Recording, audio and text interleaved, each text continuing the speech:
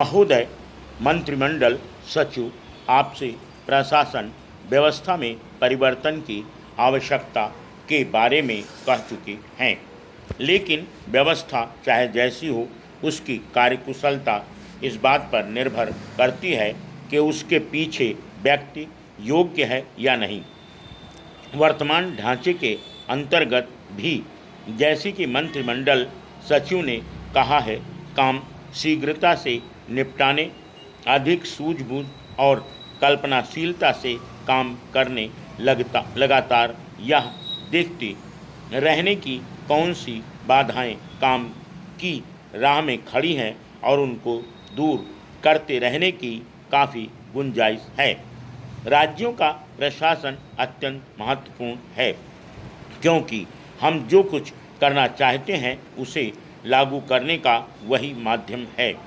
राज्य प्रशासन के अंतर्गत मुख्य सचिवों का स्थान माला में सुमेर के समान है।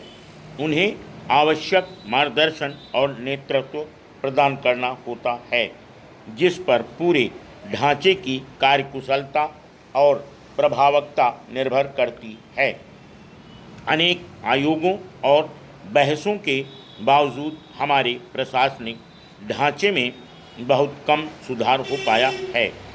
आपातकाल से कुछ अनुशासन आया है, लेकिन मुझे ऐसा लगता है और मुझसे मिलने आने वालों ने इसकी पुष्टि भी की है कि आरंभिक चुस्ती में अब कमी आ रही है।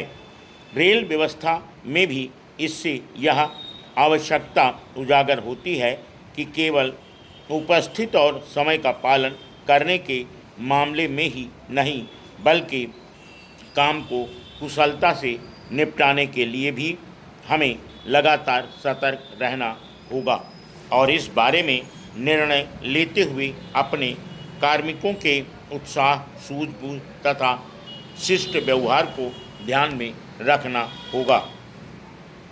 मुझे पता चला है कि कुछ राज्यों ने अभी तक कार्मिक और प्रशासनिक सुधार विभागों का गठन नहीं किया है। अन्य राज्यों में ये विभाग केवल नियुक्ति, स्थानांतरण आदि का काम ही देखते हैं, लेकिन उन्हें कहीं ज़्यादा जीवंत और प्रगतिशील दृष्टिकोण से काम करना चाहिए।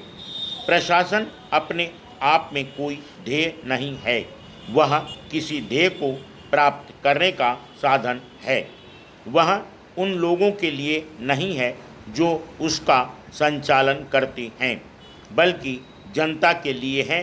उसका उद्देश्य सामान्य जन का हित साधन है, जो संसद द्वारा अंगीकृत सरकारी कार्यक्रमों के जरिए उपलब्ध किया जाता है।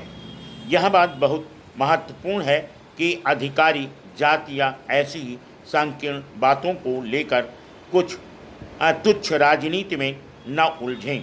आमतौर पर सेवाओं में आने वाले युवा व्यक्ति उत्साह और आदर्शवाद से प्रेरित होते हैं। Full stop.